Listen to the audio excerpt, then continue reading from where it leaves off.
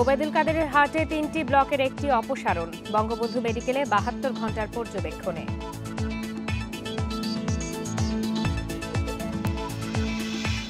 যে কোনো হুমকি মোকাবেলায় সেনাবাহিনীকে প্রস্তুত থাকতে হবে, রাজশাহী সেনানিবাসে প্রধানমন্ত্রী।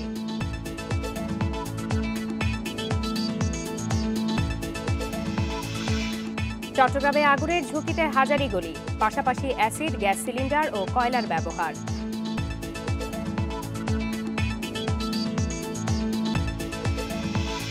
কয়েকদিনের বৃষ্টিতে ক্ষতির মুখে বিভিন্ন জেলার চাষিরা, নষ্ট হয়েছে ক্ষেতের ফসল ও আমের মুকুল।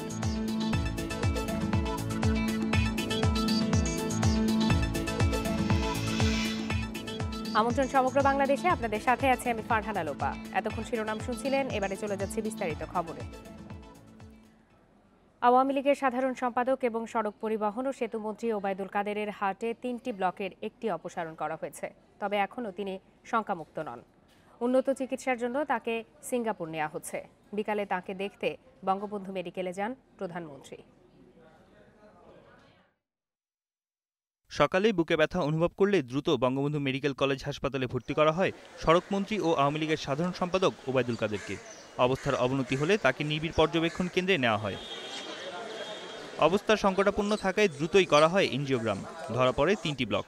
যে ব্লকটির কারণে সকালে তার কার্ডিয়াক অ্যাটাক হয়, সেটিকে এনজিওগ্রামের সময় অপারেশন করা হয়েছে বলে জানান চিকিৎসকরা। মেইন আর্টারিতে যে রক্তনালীতে যে ব্লক ছিল, সেই ব্লক পাওয়া গেছিল, যে হার্ট অ্যাটাক যেটার জন্য হলো সেটা সরাই দেওয়া হয়েছে। ওনার এনজিওগ্রাম করা হয়েছে, এনজিওগ্রামে দেখা গেল 3টা নালী ব্লক, এখনো ক্রিটিক্যাল সিচুয়েশনে আছে বলা যায়। স্টেবল মানে ওই ক্রিটিক্যাল থেকে কিছুটা ইমপ্রুভের দিকে গেছে। এটা যে কোনো মুহূর্তে আনস্টেবল হয়ে যেতে পারে এবং হয়ে যেতেও পারে। উন্নত চিকিৎসার জন্য দ্রুত ওবায়দুল কাদেরকে বিদেশ পাঠানোর প্রস্তুতি চলছে বলে জানিয়েছেন তথ্যমন্ত্রী। তবে আমরা উন্নত চিকিৎসার জন্য তাকে সিঙ্গাপুরে নিয়ে যাওয়ার জন্য আমরা যোগাযোগ করছি। আমরা আশা করছি তাকে আমরা সিঙ্গাপুর সহসা নিয়ে যেতে পারব। ওবায়দুল কাদেরের অসুস্থতা কেন্দ্র করে হাসপাতালে ভিড় না করার অনুরোধ করেছে কর্তৃপক্ষ। তার সুস্থতার জন্য দেশবাসী ও দলীয় নেতাকর্মীদের কাছে দোয়া চেয়েছেন স্বজন ও আওয়ামী লীগের নেতারা। বন ইবনে কামাল, ইন্ডিপেন্ডেন্ট নিউজ, ঢাকা। এ বিষয়ে আরও জানাতে বঙ্গবন্ধু মেডিকেল থেকে আমাদের সাথে যোগ দিয়েছেন সহকর্মী আসিফ জামান সুমিত। সুমিত, ওবায়দুল কাদেরের শারীরিক অবস্থা নিয়ে চিকিৎসকরা সর্বশেষ কি তথ্য দিয়েছেন? ওবায়দুল কাদেরের শারীরিক অবস্থা নিয়ে চিকিৎসকরা সর্বশেষ তথ্য দিয়েছেন যে তার অবস্থা, যেটি সকালে স্থিতি অবস্থা বলা হচ্ছিল, সেটি আর নেই। অবস্থা কিছু সময় পর কিছুটা উন্নতি হলে আবার অবনতির দিকে যাচ্ছিল। তো সব মিলিয়ে চিকিৎসকরা এক কথায় যেটি জানিয়েছিলেন যে তাকে উন্নত চিকিৎসার জন্য দেশের বাইরে নেয়ার যে প্রস্তুতিটি রয়েছে, সেটি এই মুহূর্তে ডাক্তাররা কোনোভাবেই অনুমতি দিচ্ছেন না, কারণ সেই অবস্থাটি স্থির থাকলে তবেই শুধুমাত্র তাকে দেশের বাইরে যাওয়া সম্ভব ছিল।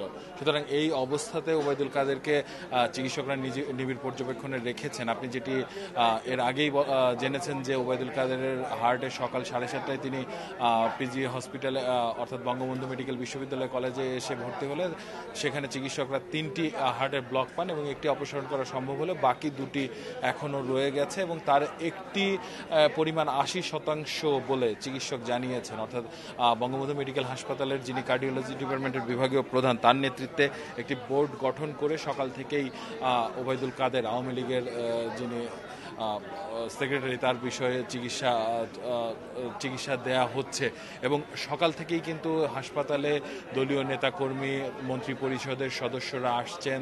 তারা তার চিকিৎসার খোঁজখবর নিচ্ছেন, তাকে দেখতে গিয়েছেন।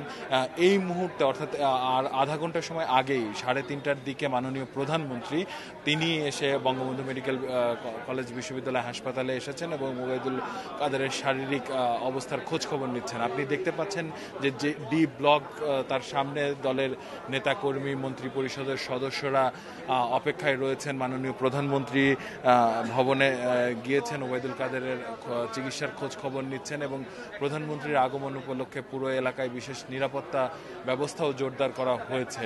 আমরা জানতে পেরেছি যে মহামান্য রাষ্ট্রপতি আব্দুল হামিদ তারও এই জায়গাতে আসার কথা এবং আওয়ামী লীগের এই সেক্রেটারির স্বাস্থ্যের বিষয়ে খোঁজখবর তিনিও নেবেন চিকিৎসকদের কাছ থেকে। এর আগে মাননীয় প্রধানমন্ত্রী আজকে সকালে রাজশাহীতে গিয়েছিলেন তার বিশেষ কর্মসূচিতে। সেই কর্মসূচি থেকেই তিনি বঙ্গবন্ধু মেডিকেল কলেজ বিশ্ববিদ্যালয় হাসপাতালে আসবেন বলে আমরা জানতে পেরেছি, এবং তিনি রাজশাহী থেকে আসার পরে সরাসরি এই বঙ্গবন্ধু মেডিকেল বিশ্ববিদ্যালয়ে এসেছেন দলের সাধারণ সম্পাদকের স্বাস্থ্যের খোঁজখবর নেয়ার জন্য, এবং আধুনিক চিকিৎসা কিভাবে দেয়া সম্ভব এ বিষয়ে কিন্তু মাননীয় প্রধানমন্ত্রী সকাল থেকেই চিকিৎসক এবং বঙ্গবন্ধু মেডিকেল বিশ্ববিদ্যালয়ের যিনি ভিসি তার সঙ্গে বারবার কথোপকথন হয়েছে, এবং বারবার তিনি দিক নির্দেশনা দিয়েছেন, যে নির্দেশনা অনুযায়ী চিকিৎসকরা সকাল থেকেই মূলত কাজ করে যাচ্ছেন। চিকিৎসকদের দেয়া পরামর্শ অনুযায়ী এর আগে দলের দপ্তর সম্পাদক যিনি রয়েছেন তিনি আনুষ্ঠানিকভাবে গণমাধ্যমকে জানিয়েছিলেন যে 24 থেকে 72 ঘন্টা নিবিড় পর্যবেক্ষণে থাকা অবস্থায় মূলত তাকে স্থির একটি অবস্থায় নিয়ে আসার পরেই মূলত পরবর্তী চিকিৎসার যে ধাপ সেটি সম্পর্কে জানানো সম্ভব হবে। তবে সেই অবস্থাটি পরবর্তীতে চিকিৎসক যিনি গণমাধ্যমের সঙ্গে কথা বলেছেন তিনি কিন্তু পরবর্তীতে সেই অবস্থাটি আর ধরে রাখা সম্ভব হয়নি বলে জানিয়েছেন। সুতরাং এই অবস্থায় চিকিৎসার পরবর্তী পদ্ধতি বা করণীয়গুলো নিয়েও চিকিৎসকদের কাছে আমরা জানতে চেয়েছিলাম। তিনি বলেছিলেন যে বঙ্গবন্ধু মেডিকেল কলেজ বিশ্ববিদ্যালয় হাসপাতাল, যেটি বাংলাদেশের সর্বাধুনিক এবং সবচেয়ে সর্বোচ্চ চিকিৎসা দেওয়া সম্ভব, সেখানে সর্বোচ্চভাবেই ওবায়দুল কাদেরের চিকিৎসার দেওয়ার চেষ্টাটি তারা করে যাচ্ছেন, এবং তারা সেই চেষ্টাটি এখন পর্যন্ত অব্যাহত রেখেছেন। এবং প্রধানমন্ত্রী যেহেতু এখন সরাসরি এসে উপস্থিত হয়েছেন, সুতরাং তার সরাসরি তত্ত্বাবধানে এখন পরবর্তী করণীয় সম্পর্কে চিকিৎসকরা সিদ্ধান্ত নিতে পারেন। সুমিত, আজ সকাল থেকেই আমরা এই খবরটি সম্পর্কে আপনার মাধ্যমে প্রতিনিয়তই এই বিষয়ে আপডেট জানতে পারছি। তো ওবায়দুল কাদেরের পরিবার বা আত্মীয় স্বজন কেউ কি গণমাধ্যমের সাথে বা আপনাদের কারোর সাথে কথা বলেছে কিনা?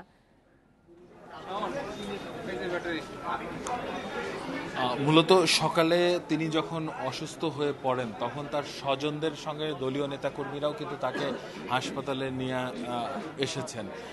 যারা এই কাজগুলো করেছেন, অর্থাৎ সরাসরি তার বাসা থেকে হাসপাতালে নিয়ে আসা এবং এখানে ভর্তি প্রক্রিয়া সম্পন্ন, পরবর্তীতে দলীয় নেতাকর্মীদেরকে বিষয়গুলো অবগত করা, এ ধরনের ব্যক্তিবর্গের সঙ্গে আমার কথা বলার সুযোগ হয়েছে। তারা যেটি জানিয়েছেন যে মূলত সকালে উনি ফজরের নামাজ আদায়ের পরে যখন শরীরচর্চার জন্য প্রস্তুতি নিচ্ছিলেন, শরীরচর্চার নির্ধারিত পোশাক পরিধান করতে যাচ্ছিলেন, ওই সময় তিনি বুকে ব্যথা অনুভব করেন, এবং সেই ব্যথা সঙ্গে সঙ্গেই তাৎক্ষণিকভাবে তাকে বাসা থেকে বঙ্গবন্ধু মেডিকেল বিশ্ববিদ্যালয় হাসপাতালে নিয়ে আসা হয়েছে। এবং তার পরবর্তীতেই কিন্তু দলীয় নেতাকর্মীরা, অর্থাৎ তিনি যে দলটির সঙ্গে ওতপ্রোতভাবে জড়িত, যে দলের তিনি সাধারণ সম্পাদক হিসেবে দায়িত্ব পালন করছেন, সেই দলের সর্বস্তরের নেতাকর্মীরা এসে চিকিৎসকদের সাথে খোঁজ খবর নেয়া, এবং দলের যারা কেন্দ্রীয় নেতৃত্বে রয়েছেন বা মন্ত্রী পরিষদের যারা সদস্য রয়েছেন তারা এসে চিকিৎসকদের সঙ্গে কথাবার্তা বলছেন, এবং পরবর্তী করণীয় বা ওবায়দুল কাদেরের চিকিৎসা এখন কোন পর্যায়ে রয়েছে, তার শারীরিক অবস্থা কোন পর্যায়ে রয়েছে, সে বিষয়টি নিয়ে দল থেকেই মূলত পরবর্তী দিক নির্দেশনা বা পরবর্তী যে খবরগুলো সেগুলো জানানো হচ্ছে। সুমিত, দল থেকেই তো সর্বশেষ পরিস্থিতি আপনাদেরকে জানানো হচ্ছে, তো এর আগে ঠিক কতক্ষণ আগে দলের পক্ষ থেকে আপনাদেরকে সবশেষ তথ্য জানানো হয়েছে? মূলত 3টার দিকে সর্বশেষ পরিস্থিতি আমরা চিকিৎসকদের কাছ থেকে জানতে পেরেছিলাম ওবায়দুল কাদেরের শারীরিক যে অবস্থা সে বিষয়ে। তার আরও আধা ঘন্টা আগে, অর্থাৎ 2:30টার দিকে দলের পক্ষ থেকে দলের দপ্তর সম্পাদক যিনি রয়েছেন তিনি আমাদেরকে সর্বশেষ তথ্য দিয়েছিলেন। তিনি জানিয়েছিলেন যে 24 থেকে 48 ঘন্টার আগে আসলে কোনো তার বিষয়ে সিদ্ধান্ত নেওয়া যাচ্ছে না, অর্থাৎ উন্নত চিকিৎসার জন্য বাইরে নেওয়া সম্ভব হবে কিনা। তিনি সে সময়ও আমাদেরকে জানিয়েছিলেন, দপ্তর সম্পাদক জানিয়েছিলেন যে তার সর্বশেষ চিকিৎসার বিষয়ে চিকিৎসকেরাই একমাত্র সিদ্ধান্ত নেবেন, এবং তারা যদি মনে করেন যে ওবায়দুল কাদেরকে দেশে বাইরে নেওয়ার মতো অবস্থায় রয়েছেন, তবে সেই সিদ্ধান্তের প্রেক্ষিতে তাকে দলের বাইরে নেওয়া হবে। তবে এরপরে কিন্তু এরপরে মূলত চিকিৎসকদের কাছে এই সর্বশেষ তথ্যটি আমরা জানতে পেরেছি যে তার শারীরিক অবস্থা বিভিন্ন সময়ে মূলত স্থির না থাকায় তাকে এখন মানে তাৎক্ষণিক যে সময়ে তিনি কথা বলছিলেন সে সময়ে তাকে দেশের বাইরে নেওয়া সম্ভব নয় বলে জানিয়েছিলেন চিকিৎসকদের। এরই মধ্যে আমাদের সঙ্গে সহকর্মী অনিমেষ কর এসে যোগ দিয়েছেন। তার কাছে প্রধানমন্ত্রীর আগমন এবং রাষ্ট্রপতি আসার বিষয়ে সর্বশেষ বিষয়গুলো আমরা একটু জানবো। অনিমেষ, আপনার কাছ থেকে জানতে যাচ্ছি, প্রধানমন্ত্রী এরই মধ্যে এসেছেন, আধা ঘন্টার সময় এরই মধ্যে অতিবাহিত হয়েছে, তিনি অবস্থান করছেন, এরপরে রাষ্ট্রপতির আসার বিষয়ে আমাদের কাছে তথ্য রয়েছে, এই বিষয়গুলো নিয়ে আপনি যদি আমাদেরকে। প্রধানমন্ত্রী তো 3:30টার দিকে এসেছেন এবং তারপর 4টার সময় রাষ্ট্রপতির আসার কথা ছিল। আমি 4:01 রাষ্ট্রপতির প্রেস সচিব জয়নাল আবেদিনের সঙ্গে কথা বলেছি। তিনি বলেছেন যে তখনও রাষ্ট্রপতি রওনা দেননি, কিছুক্ষণ পর রাষ্ট্রপতি রওনা দেবেন। তিনি আমাদের বলেছেন যে অপেক্ষা করেন, রাষ্ট্রপতি খুব শীঘ্রই রওনা দেবেন। এবং প্রধানমন্ত্রী আমরা দেখতে পাচ্ছি যে প্রায় আধা ঘন্টার বেশি সময় এখানে অপেক্ষা করছেন এবং এখন আছেন। প্রধানমন্ত্রী বের হয়ে যাওয়ার সময় হয়ে গেছে। আমরা দেখতে পাচ্ছি যে আওয়ামী লীগের নেতারা এখন বাইরে আছেন এবং কিছুক্ষণের মধ্যেই প্রধানমন্ত্রী বেরিয়ে যাবেন এবং তার বহরের গাড়িগুলি আমরা প্রস্তুত দেখতে পাচ্ছি। এবং আওয়ামী লীগের কয়েকজন নেতার সঙ্গেও আমরা কথা হয়েছে, তারা ওবায়দুল কাদেরের জন্য দেশবাসীর কাছে দোয়া চেয়েছেন, তার সুস্থতার জন্য। ডাক্তাররা বলছেন, চিকিৎসকরা বলছেন যে তার অবস্থা এখনো সংকটাপন্ন। সেই কথাটি হচ্ছে বিভিন্ন ধরনের গুজব বিভিন্ন জায়গায় শোনা যাচ্ছে, সেসব ব্যাপারে আওয়ামী লীগের কয়েকজন নেতার সঙ্গে কথা বলছেন, তারা বলছেন যে সেই সব গুজব সত্যি নয়, সেই কথাগুলি তারা এখনো বলছেন।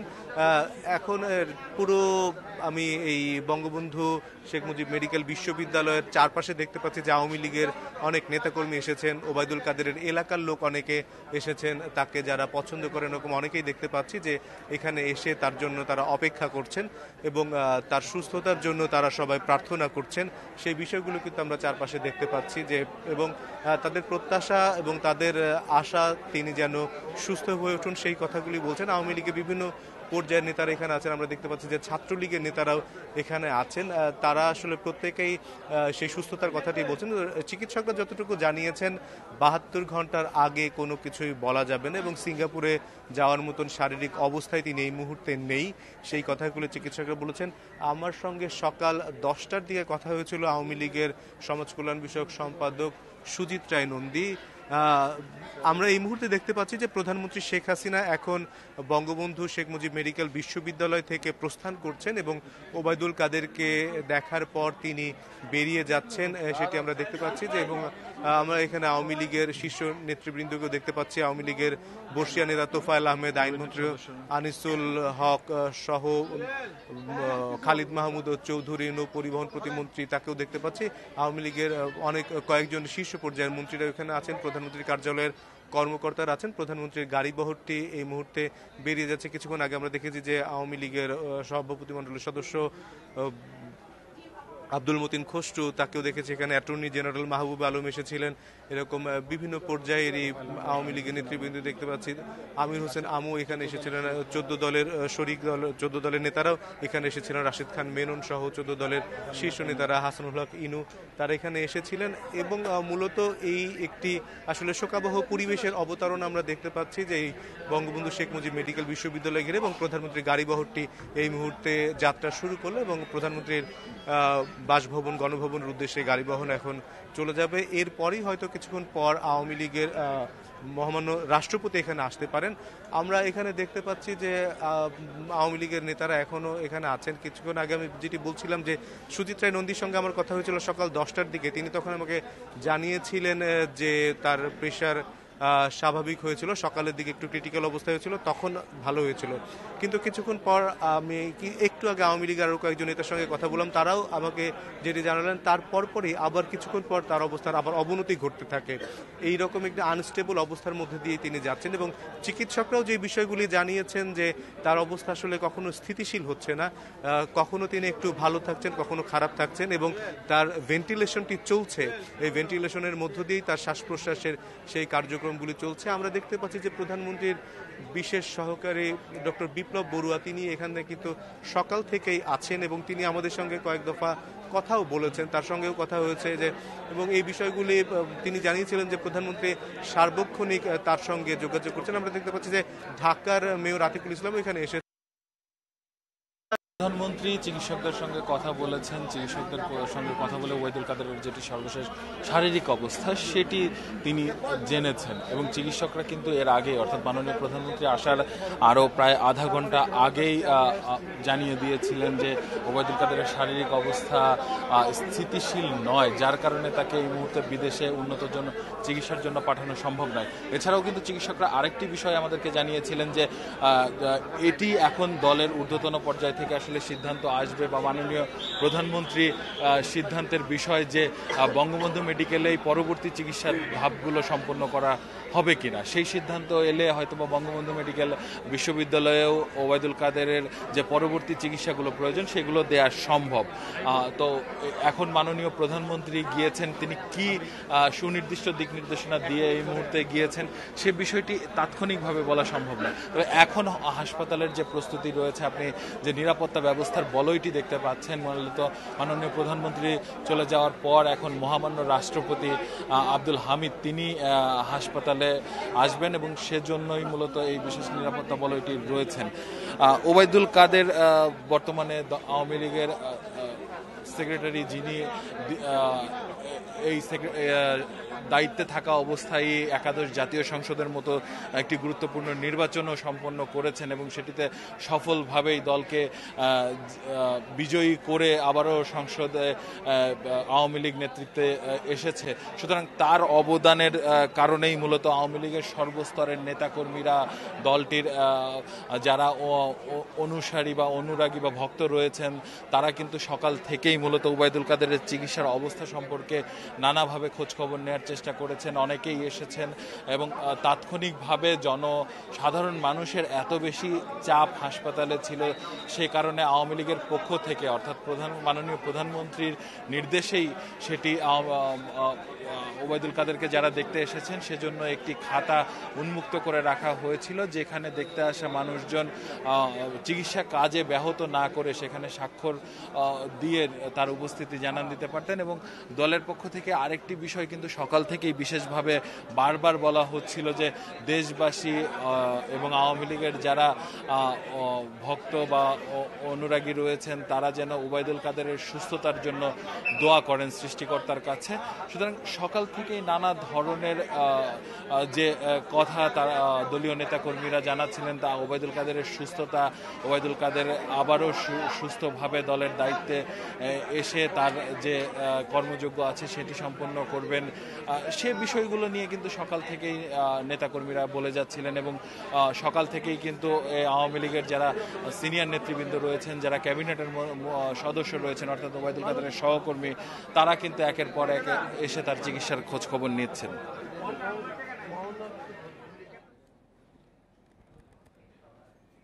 বঙ্গবন্ধু মেডিকেল থেকে সবশেষ খবরাখবর জানাচ্ছিলেন আমাদের সহকর্মী। চলে যাচ্ছি পরের প্রসঙ্গে। দেশের যে কোনো হুমকি মোকাবেলায় সেনাবাহিনীকে প্রস্তুত থাকার নির্দেশ দিয়েছেন প্রধানমন্ত্রী শেখ হাসিনা।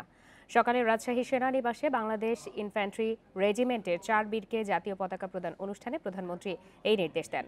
এ সময় জাতীয় নির্বাচনে সেনাবাহিনীর ভূমিকার প্রশংসা করেন তিনি। কর্মদক্ষতা, কঠোর অনুশীলন আর নিষ্ঠার স্বীকৃতি হিসেবে বাংলাদেশ ইনফ্যান্ট্রি রেজিমেন্টের 7, 8, 9 ও 10 বীরকে মর্যাদাপূর্ণ জাতীয় পতাকা প্রদান করতে রাজশাহী যান প্রধানমন্ত্রী। এ সময় প্যারেড গ্রাউন্ড পরিদর্শন করেন তিনি। এরপর শুরু হয় ন্যাশনাল স্ট্যান্ডার্ড প্রদানের আনুষ্ঠানিকতা। পরে সেনাবাহিনীর সদস্যদের উদ্দেশ্যে বক্তব্য রাখেন প্রধানমন্ত্রী। এ সময় জাতির ক্রান্তি ও দুর্যোগকালে সেনাবাহিনীর অসামান্য ভূমিকার কথা তুলে ধরেন সরকার প্রধান। বলেন, জাতীয় পতাকা অর্জনের মধ্য দিয়ে বীররা যে মর্যাদা পেয়েছে তা রক্ষায় যে কোনো ত্যাগ স্বীকারে তাদের প্রস্তুত থাকতে হবে। কর্মদক্ষতা, কঠোর অনুশীলন এবং কর্তব্যনিষ্ঠার স্বীকৃতি হিসেবে যে পতাকা আজ আপনারা পেয়েছেন তার মর্যাদা রক্ষার জন্য যে কোনো ত্যাগ স্বীকারে আপনারা সদা প্রস্তুত থাকবেন। আধুনিক ও শক্তিশালী সেনাবাহিনী গঠনে সরকারের নানা পদক্ষেপ তুলে ধরেন প্রধানমন্ত্রী। নির্বাচন সুষ্ঠু করতে সেনাবাহিনীর ভূমিকার প্রশংসাও করেন সরকার প্রধান। সরকার শাসক হিসেবে নয়, জনগণের সেবক হিসেবে আমরা দেশ পরিচালনা করে যাচ্ছি। জনগণের সেবা করার জন্য আপনাদের সার্বক্ষণিক সহযোগিতা পেয়েছি। পবিত্র সংবিধান ও দেশ মাতৃকার সার্বভৌমত্ব রক্ষার জন্য আপনাদের ঐক্যবদ্ধ থেকে আভ্যন্তরীণ কিংবা বাহ্যিক যে কোনো হুমকি মোকাবেলায় সদা প্রস্তুত থাকতে হবে। আধুনিক ও চৌকস সশস্ত্র বাহিনী গড়ে তুলতে সরকার দৃঢ় প্রত্যয়ী বলেও জানান প্রধানমন্ত্রী। পবিত্র সংবিধান এবং দেশমাতৃকার সার্বভৌমত্বের প্রয়োজনে ঐক্যবদ্ধ থেকে বাহ্যিক কিংবা আভ্যন্তরীণ যে কোনো হুমকি মোকাবেলায় সেনাবাহিনীকে সদা প্রস্তুত থাকতে নির্দেশ দিয়েছেন প্রধানমন্ত্রী শেখ হাসিনা। Ashik Hossain, Independent News, Rajshahi. চট্টগ্রামের স্বর্ণালংকার বেচা কেনার সবচেয়ে বড় বাজার হাজারীগলিতে দিনে অন্তত 1 মণ অ্যাসিড, বহু গ্যাস সিলিন্ডার আর কয়লার আগুন পাশাপাশি জায়গায় ব্যবহার করা হলেও নেই আগুন নেভানোর পর্যাপ্ত ব্যবস্থা। এই ব্যবসা কেন্দ্রে কোনো কারণে আগুন লাগলে তা ঢাকার চকবাজারের সাম্প্রতিক ঘটনার চেয়েও মারাত্মক বিপর্যয় আনতে পারে বলে আশঙ্কা খোদ ব্যবসায়ীদের। হাজারীগলিতে এভাবে ঝুঁকিপূর্ণ কয়লার আগুন, গ্যাস সিলিন্ডার আর খোলা মাটিতে রাখা এসিড দিয়ে চলে স্বর্ণালংকার বানানোর কাজ। আবার সরু গলিতে ছোট বড় বহু বৈদ্যুতিক তারের ঝুলন্ত দশা ঝুঁকি বাড়ায় আরও। 1-2 হাত দূরত্বের ব্যবধানে এভাবে উচ্চমাত্রার দাহ্য বস্তুর ব্যবহার যে কোনো সময়ে ঘটাতে পারে মহাবিপর্যয়। স্বর্ণের কারখানা, স্বর্ণ ম্যানুফ্যাকচারি আর হলো ওষুধ, এখন দুটোই বিপজ্জনক। এই সকল গোডাউনরা যদি একটু নিরাপত্তার সাথে করে, আমরা এলাকাবাসীরা খুব নিশ্চিন্তে বসবাস করতে পারি। তাৎক্ষণিক লাগা আগুন নেভানোর ব্যবস্থা না থাকার কথা স্বীকার করলেন স্বর্ণকাররাও। এজন্য তদারকি আর সচেতনতা বাড়ানোর কথা বলছেন তারা। আগুন ছাড়া তো কারিগররা কোনো কাজ করতে পারে না। যারা কর্মকর্তা তাদেরকে অনুরোধ করব যে ওনারা যেন এটা সচেতন হয় এবং প্রত্যেক কারিগরদের বুঝিয়ে অন্তত ফায়ার স্টেশন যেটা দরকার ওই ধরনের যেন ওই সেফটির জন্য এগুলো রাখা হয়। এ নিয়ে উদ্বেগ আছে নাগরিক সমাজেরও। বাসাবাড়ি মানে বাসাবাড়ি, ওখানে ব্যবসায়িক প্রতিষ্ঠানও বাগানো থাকবে। কোনো রকম খাতির না করে সেখান থেকে সেটা অপসারণ করতে হবে এবং আইনের আওতায় আনতে হবে, এনে সরিয়ে নিতে হবে। বিশেষ করে রাসায়নিক যদি থাকে, কারণ ওটা বোমার মতো কাজ করবে এবং সেটি 1-2 মানুষ মারবে না, শত শত মানুষ মারে ফেলতে পারে। চট্টগ্রামে 97 ভাগ অগ্নি নিরাপত্তা ব্যবস্থা নেই এমন 43টি মার্কেটকে চিহ্নিত করেছে ফায়ার সার্ভিস। এর মধ্যে হাজারীগলি আছে বেশি ঝুঁকিতে, মন্তব্য তাদের। সার্ভে শুরু হয়েছে, এর মধ্যে পূর্ব আমরা সার্ভে করেছি, অনেকদের নোটিশ দিয়েছি এবং কেমিক্যাল যেখানে যেখানে আছে এই কেমিক্যালগুলো আমরা সার্ভে করে আমরা একটা তালিকা করেছি বই আকারে, যে আমরা ঢাকা অধিদপ্তর প্রেরণ করেছি। আমরা মেয়র মহোদয়কে বলেছি। আধা কিলোমিটার দীর্ঘ হাজারীগলিতে ছোট বড় স্বর্ণের দোকান আছে শতাধিক, আর এতে কাজ করে অন্তত 8000 শ্রমিক। Ahsan Liton, Independent News, Chittagong. ময়মনসিংহে ডিবি পুলিশের সঙ্গে গোলাগুলিতে একজন নিহত হয়েছেন। পুলিশের দাবি নিহত লালু মিয়া চিহ্নিত মাদক ব্যবসায়ী। পুলিশ জানায় গতরাতে শহরের পুরাতন গুদারাঘাটের বালুর চরে মাদক বেচাকেনার খবর পেয়ে পুলিশ অভিযানে গেলে গুলি ছোড়ে মাদক কারবারিরা। পুলিশও পাল্টা গুলি ছুঁড়লে তারা পালিয়ে যায়। পরে সেখানে গুলিবিদ্ধ অবস্থায় লালু মিয়াকে পাওয়া যায়। হাসপাতালে নেয়ার পর চিকিৎসক তাকে মৃত ঘোষণা করেন। এ ঘটনায় 2 পুলিশ সদস্য আহত হয়েছেন। ঘটনাস্থল থেকে ইয়াবা ও হেরোইন উদ্ধারের কথা জানিয়েছে পুলিশ। নরসিংদীর মাধবদীতে পারিবারিক কলহের জেরে 1.5 বছর বয়সী শিশুকে হত্যার অভিযোগ পাওয়া গেছে। এ ঘটনায় অভিযুক্ত বাবা ইমরান মিয়াকে আটক করেছে পুলিশ। স্বজনেরা জানায়, নেশার জন্য ইমরান প্রায়ই তার স্ত্রীর কাছ থেকে টাকা চাইত। এ নিয়ে তাদের মধ্যে কলহ চলছিল। গত 2 বছর ধরে শিশু আলিফকে নিয়ে ফেরদৌসী বেগম বাবার বাড়িতে থাকতেন। শনিবার সেখানে গিয়ে আবারও টাকা নিয়ে স্বামী স্ত্রীর মধ্যে ঝগড়া হয়। টাকা না পেয়ে এ সময় আলিফকে ছুঁড়ে ফেলে ইমরান। এতে ঘটনাস্থলে মারা যায় শিশুটি। স্থানীয়রা ইমরানকে আটক করে পুলিশের কাছে তুলে দিয়েছে। সৌদি দূতাবাস কর্মকর্তা খালাফ আল আলী হত্যা মামলায় ফাঁসির দণ্ডপ্রাপ্ত আসামি সাইফুল ইসলাম মামুনের মৃত্যুদণ্ড কার্যকর হচ্ছে আজ।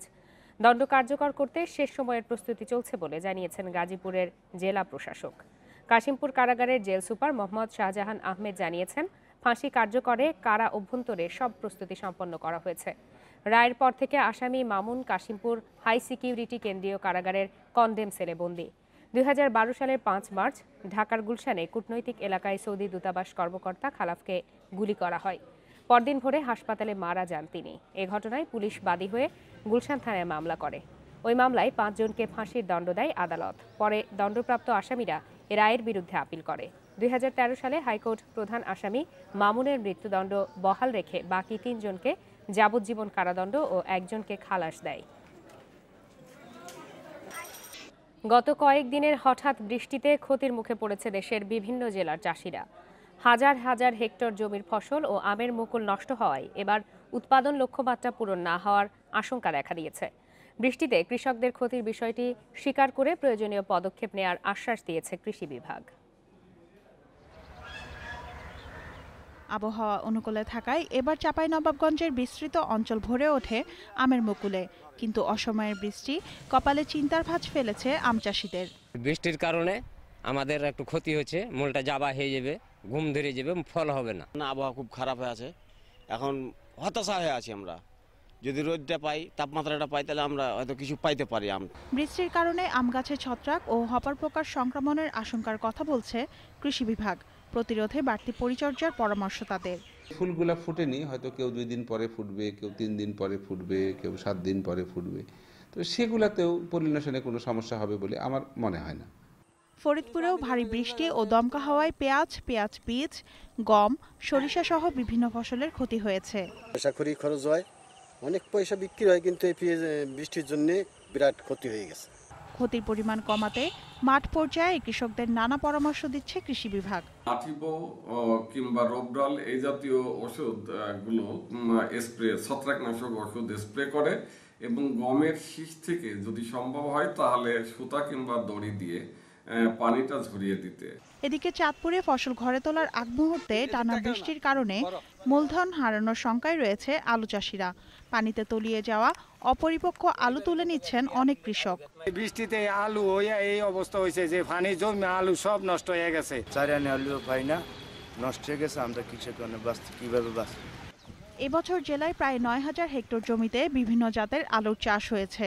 হেক্টর প্রতি উৎপাদন লক্ষ্যমাত্রা ধরা হয়েছে 20 থেকে 25 মেট্রিক টন। শানিলা সরকার, ইন্ডিপেন্ডেন্ট নিউজ ডেস্ক। মেহেরপুরের মুজিবনগর স্মৃতি কমপ্লেক্সে ট্যুরিস্ট পুলিশের দক্ষতায় বন্ধ হয়েছে দর্শনার্থীদের হয়রানি। একসময় বখাটেদের দৌরাত্মে নিরাপত্তাহীনতায় ভুগত এখানে আসা নারী দর্শনার্থীরা। তবে এখন ইফটিজিং সহ সব ধরনের হয়রানি বন্ধে তৎপর রয়েছে ট্যুরিস্ট পুলিশ। নির্বিঘ্নে ঘোরাফেরা করতে পারছেন দর্শনার্থীরা। মুক্তিযুদ্ধের গৌরব গাথা আর যুদ্ধবিধ্বস্ত বাংলাদেশের ইতিহাস জানতে বছর জুড়েই মুজিবনগর স্মৃতি কমপ্লেক্সে ভিড় করে দর্শনার্থীরা। বিশেষ করে শীতের শেষে তাদের আনাগোনা বাড়ে। তবে একসময় বখাটেদের দৌরাত্মে বিব্রত হতে হতো কমপ্লেক্সে আসা নারী দর্শনার্থীদের। বিষয়টি আমলে নিয়ে গত বছর থেকে বিশেষ ভূমিকায় নামে ট্যুরিস্ট পুলিশ। সকাল থেকে সন্ধ্যা পর্যন্ত চলে তাদের টহল। এতেই পাল্টে গেছে চিত্র।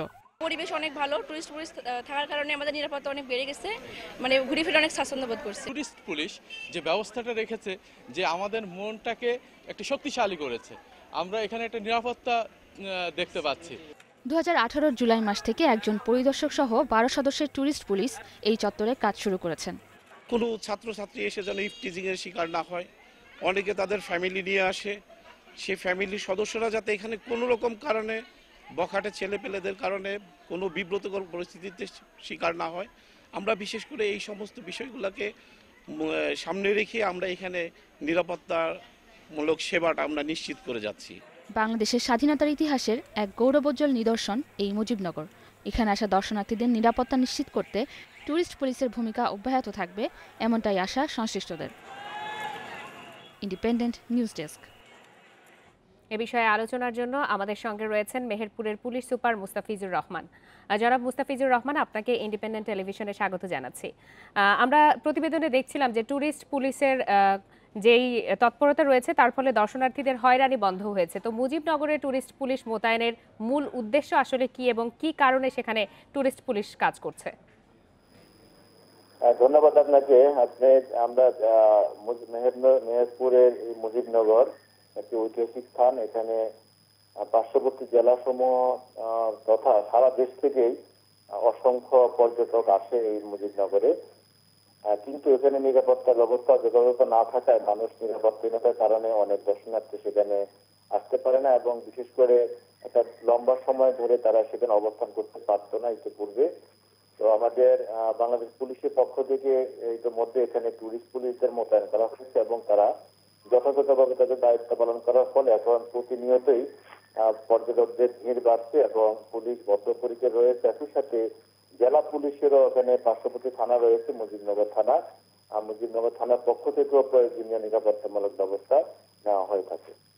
অনেক সময় দেখা যায় যে পুলিশ দর্শনার্থীদের হয়রানি করে থাকে, তো সেক্ষেত্রে আপনাদের কি ধরনের ব্যবস্থা রেখেছেন আপনারা? টুরিস্ট পুলিশকে জনবান্ধব করতেই বা কোনো ধরনের উদ্যোগ নেওয়া হয়েছে কিনা?